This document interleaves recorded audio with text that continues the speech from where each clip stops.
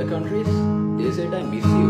But in Sri Lanka, අපි කියන්නේ මගේ හදවම සොයනා හැටි අපි ඇයි මෙහෙම අපකින්